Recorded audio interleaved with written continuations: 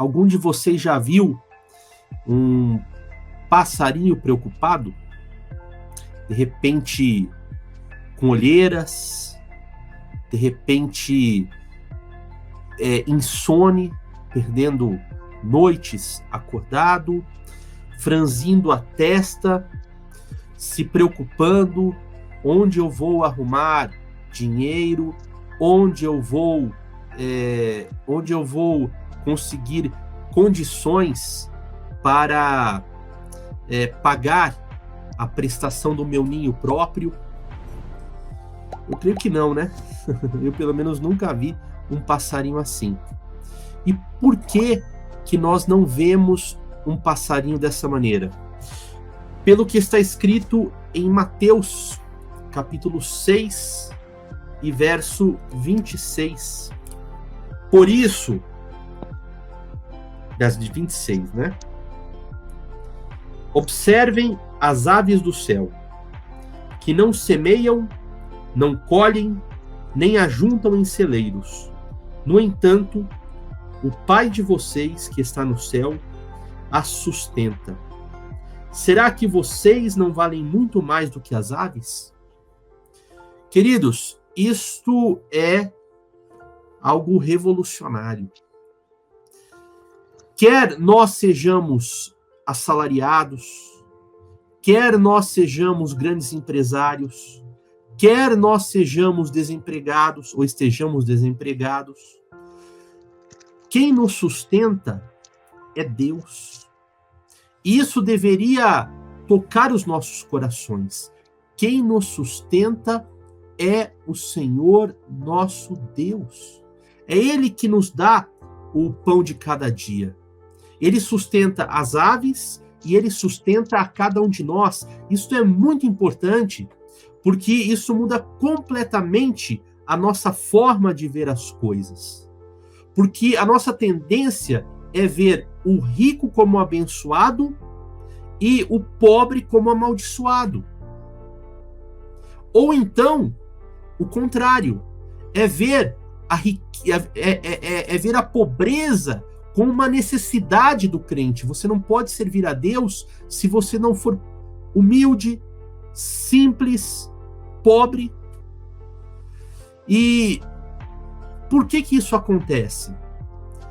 Tem um livro, um estudo, na verdade, de um sociólogo chamado Max Weber, e ele escreveu esse livro, A Ética Protestante e o Espírito do Capitalismo, e ele vai falar que há uma cultura histórica nos países da América Latina, segundo a qual, devido à colonização, né, portuguesa e espanhola, e principalmente pelos portugueses e espanhóis serem católicos, eles trouxeram a ideia, eles implantaram a ideia de que a pobreza é igual à santidade. Então, quer dizer, se você for rico, você não é santo, que você não agrada a Deus. O que agrada a Deus é uma vida de pobreza. Tanto que você vê que esse mesmo pensamento impera em muitos lugares.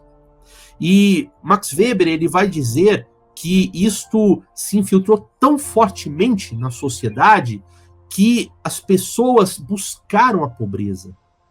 Buscaram a pobreza como se fosse um dom. Já nos países do hemisfério norte, por exemplo, no Canadá, nos Estados Unidos, países que tiveram uma colonização anglo-saxã, houve o contrário. Houve o pensamento de que o trabalho edifica o homem e que, pelo trabalho, Deus pode fazer a pessoa enriquecer. E por isto, eles sempre tiveram em mente a necessidade do trabalho e a bênção de Deus no enriquecimento. Então você veja, historicamente, isso justifica algumas coisas. Mas será realmente que nós devemos viver dessa maneira? A questão é que a palavra de Deus nos diz muito claro, meus queridos, mas muito claro mesmo, que nós temos que fazer uma diferenciação. Primeira diferenciação: riqueza não é a mesma coisa que prosperidade. Lá em Provérbios 10, 22, fala que a bênção do Senhor nos enriquece.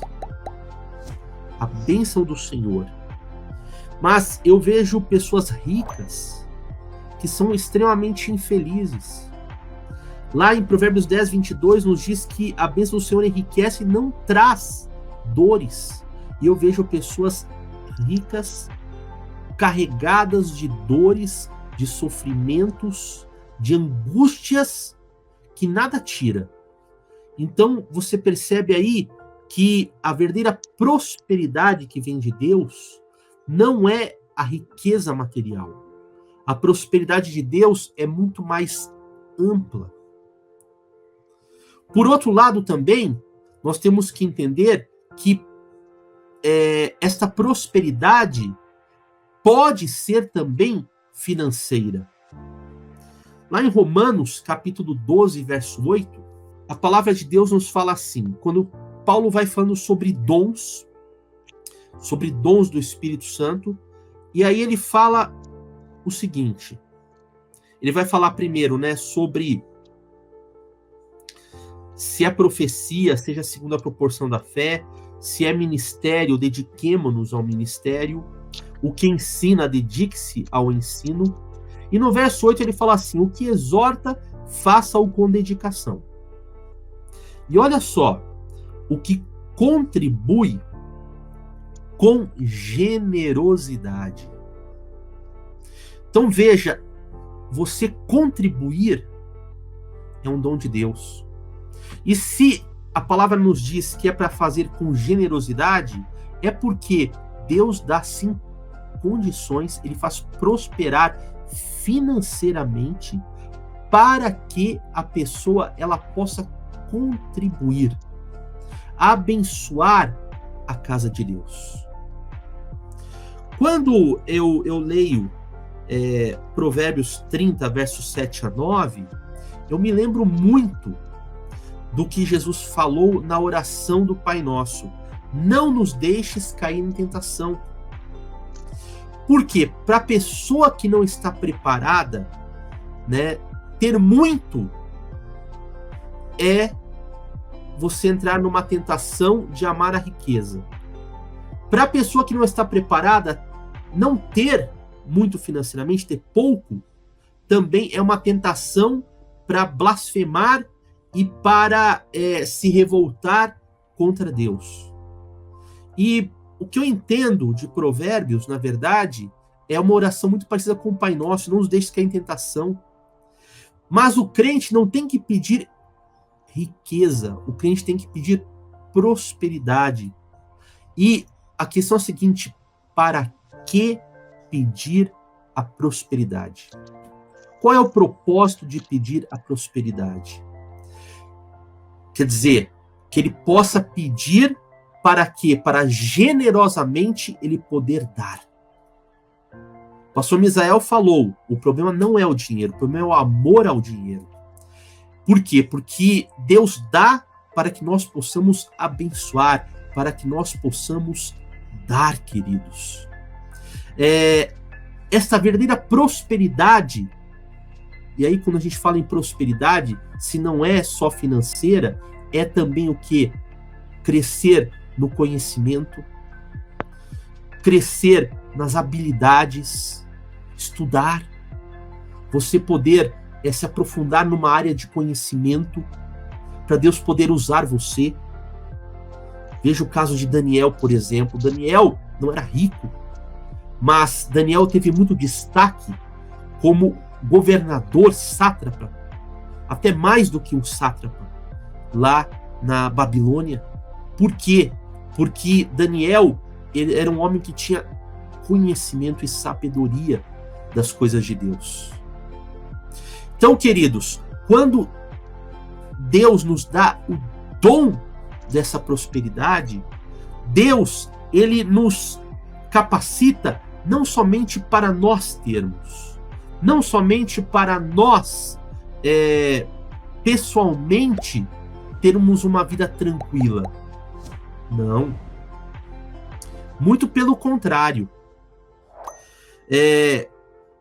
Tudo que nós temos, como eu falei no começo do meu comentário, na verdade, é um dom de Deus.